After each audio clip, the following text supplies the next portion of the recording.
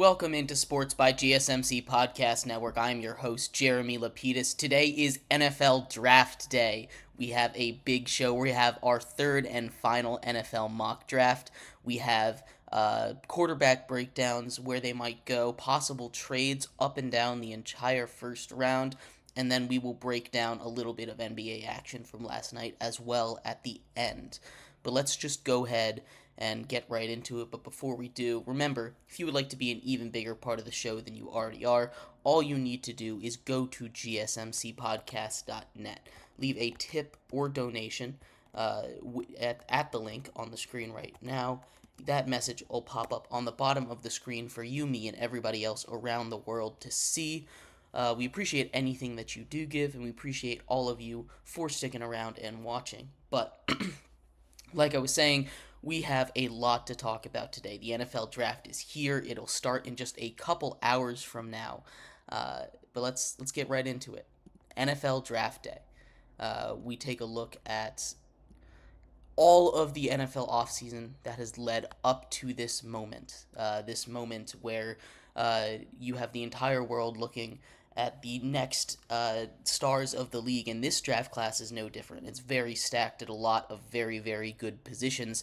We'll break down the quarterbacks in the second segment, but we're just going to do a full mock draft here in the first. I got all 32 picks. I'll explain some stuff. We got some trades. We'll talk about even more potential trades as the show goes on. It is going to be a big NFL draft show, though. So let's just start right into it. Number one overall pick, what I have for you,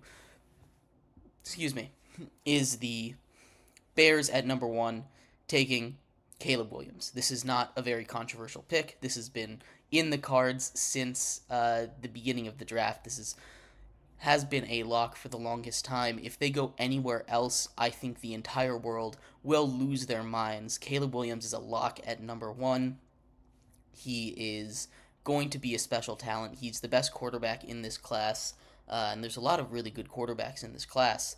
But where it starts to get interesting is at 2 with the Commanders. We've had a lot of different conflicting reports. All season they have been the team that's on Jaden Daniels. They have been the team that loves Jaden Daniels. And then all this stuff with their agent comes out. And you have an interesting predicament, because Drake May had been before the whole college football season started. If you did a way too early draft, he was that number 2 guy. He was supposed to go number 2 this whole time. It was Caleb 1, Drake May 2, but then season happens, draft happens, Heisman winning happens for Jaden Daniels. He climbs up the board at number 2. There's been some smokescreen for a guy like J.J. McCarthy to go here. There's a lot of things that the Commanders can do, and they've been kept pretty tight-lipped. I do think at the end of the day, they are going to end up taking Jaden Daniels.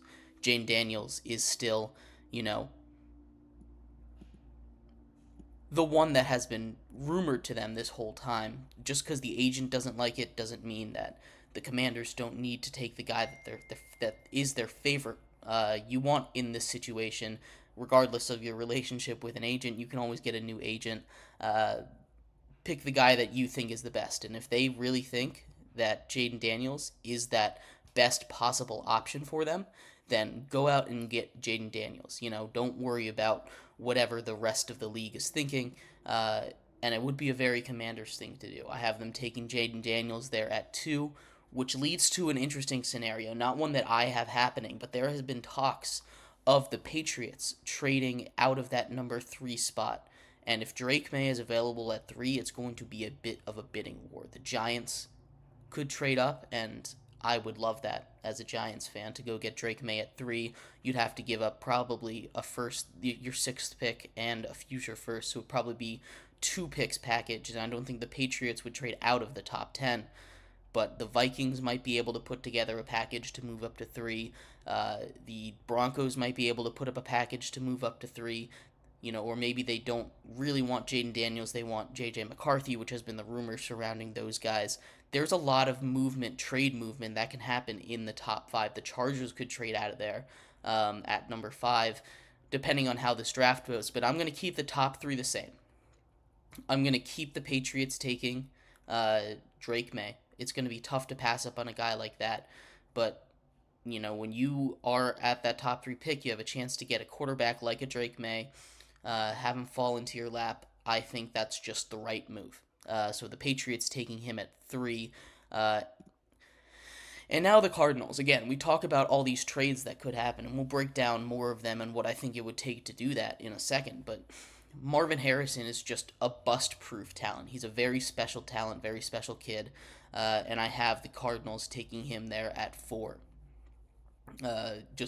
It's not something that I think is worth trading. You have Kyler Murray.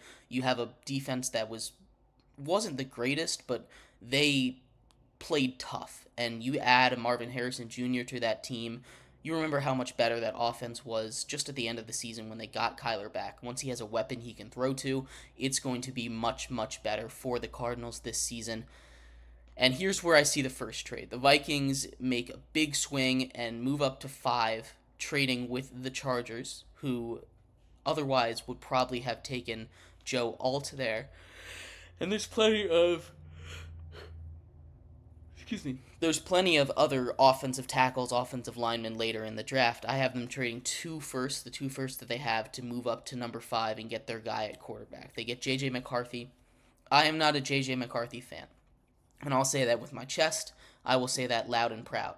Although, this is the one exception, because if there is anywhere in this entire league that he can succeed, that he can plug and play and be a successful quarterback, it is in Minnesota. You put him in Washington, it's going to be a disaster. You put him in Chicago, it'll be a disaster. You put him in New England, it'll be a disaster. But you give him the weapons, the TJ Hawkinson, the Justin Jefferson, the Jordan Addison, that offensive line, Aaron Jones in the backfield, he can have success in Minnesota. That play calling under Kevin O'Connell, it is probably the only place in the league that would make sense for J.J. McCarthy to go to, that it would work out in. So for J.J. McCarthy's sake, I'm never going to root against a guy. For J.J. McCarthy's sake, I hope he ends up in Minnesota. Because if he doesn't end up in Minnesota, he's going to be a bust, especially if all this hype he's getting keeps him in the top 10, keeps him in the top 5. If he goes to the New York Giants at 6, it's going to be a disaster for the Giants, for J.J. McCarthy. If he goes, Broncos at 12, it's going to be a disaster for him, for the Broncos. It's just a mess.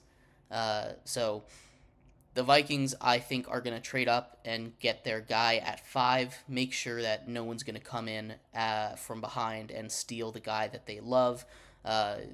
All reports are they love J.J. McCarthy. So having that pick there, I have them trading up. That's the first pick in the first trade of this draft that I have going on.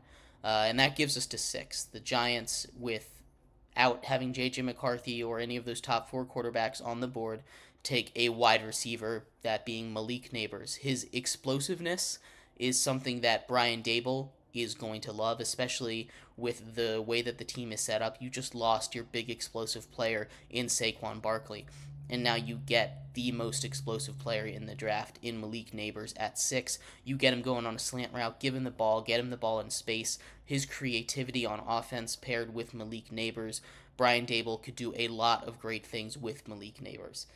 So I have him going at 6 to the Giants, which leaves the best offensive tackle in the draft to fall all the way to 7. A guy that could theoretically go as high as 4 or 5. Joe Alt is one of the best offensive tackle prospects. He's 6'9", 285 pounds, and he is an athlete.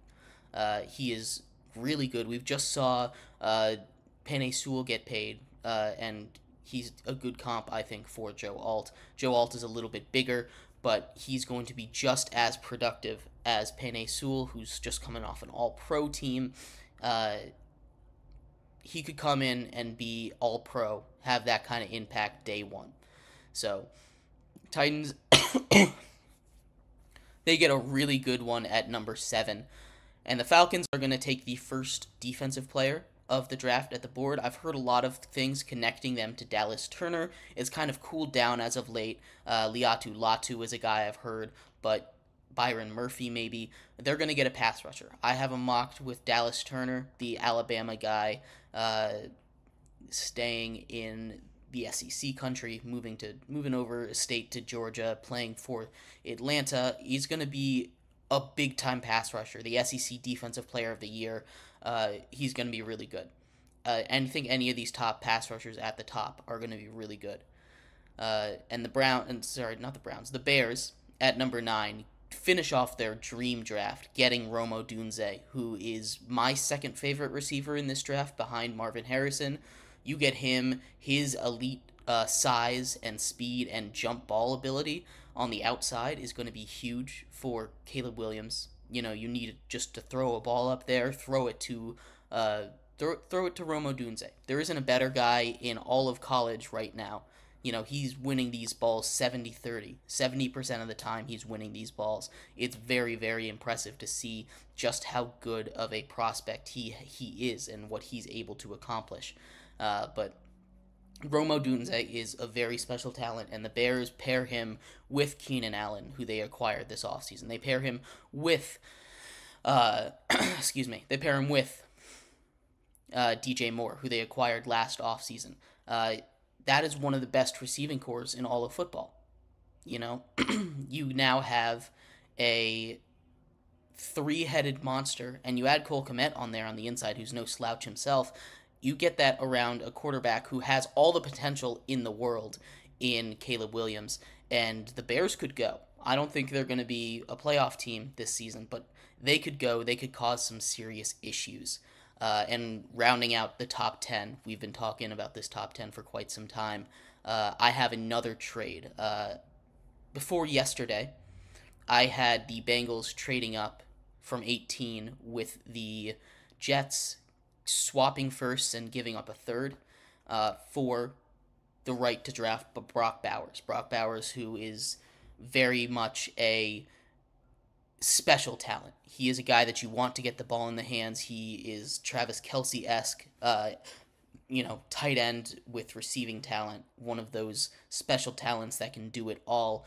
I still have a trade happening here, although since the Bengals have now the second trade request from T. Higgins and a new trade request from Trey Hendrickson, not sure if either of those guys are going to actually get traded, but they have new concerns to worry about. They have to fill in that hole in the defensive line, so I don't think they're going to go and trade for Brock Bowers anymore. I do still think a team is going to do it, because I think Brock Bowers is a guy that if he falls past 10, it's going to be...